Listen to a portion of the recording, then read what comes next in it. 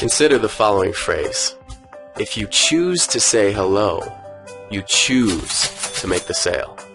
To understand the philosophy behind the phrase, it helps to explore some of the psychology of retail selling. You see, in retail, some things tend to work for you, while others tend to work against you. For example, on the positive side, strong advertising and marketing efforts, along with a stable store location, can deliver people to you on a fairly consistent basis. On the negative side, when customers don't come in, well, you've got no one to sell to. Every opportunity counts, especially for high-ticket, low-traffic businesses like furniture stores, car dealerships, and high-end jewelry or clothing boutiques. Of course, for the majority of retail stores, like those in malls, the situation is often very different. Prices tend to be lower, and walk-in traffic tends to be higher. So, if the customer you're working with doesn't buy, another customer whom you can sell is likely to walk in a few minutes later. As a result, salespeople, like you, may get a little picky, a little judgmental. You may even write off some customers before you have even tried to sell them something. No way is that woman ever going to buy. Forget about him. He's obviously just looking. Believe me, it's an easy trap to fall into. If you're not careful, preconceptions about how customers look or behave can cause you to rationalize a lame or non-existent attempt at making a sale. Not cool. It's your responsibility as a professional retail salesperson to sell every customer who walks into your store. If you want to maximize your success on the sales floor, try this. Once you greet a customer, decide that you will do everything in your power to make the sale with that customer, whether it's that same day or later after following up. In other words, once you say hello, you have to make the sale. That is the mindset. If you don't make the sale that day, no worries, it happens. But don't just throw up your hands and give up. Add the customer to your store's database and or your own personal trade book. And, if appropriate, follow up until the customer either buys or flat out tells you, I'm not going to buy, so leave me alone.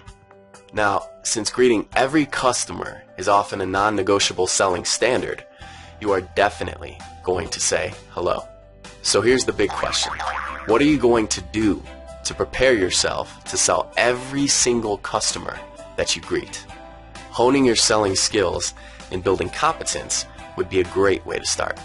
And two of the best measures of your success will be your conversion rate and your number of transactions. Conversion rate is the number of customers you sell versus the number of customers you greet. Number of transactions is just that, the total number of sales transactions you make per day, per week, etc. Just remember, conversion rate and number of transactions are only results of the behaviors you choose on the selling floor. To sell more customers, thereby increasing your conversion rate and total transactions, it helps to split the selling process in half to examine your success at both ends.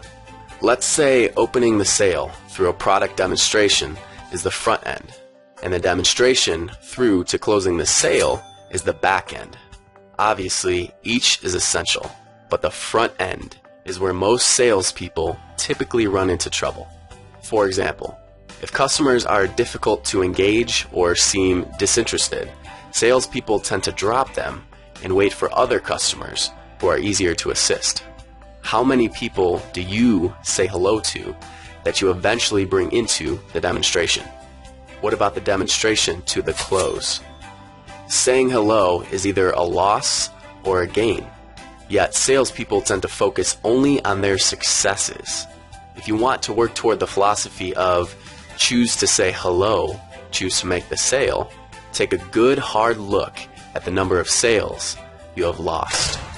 Then, once you have identified where things went wrong most often, the part of the sales process where you need the most improvement, study and practice the selling behaviors and techniques that are proven to be successful.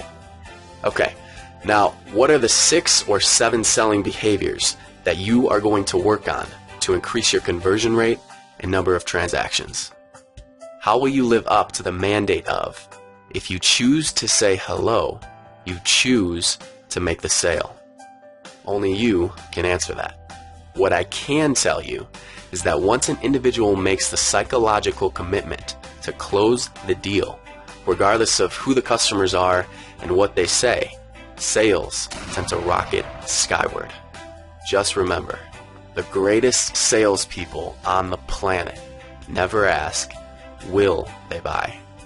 They only ask, how much will they buy?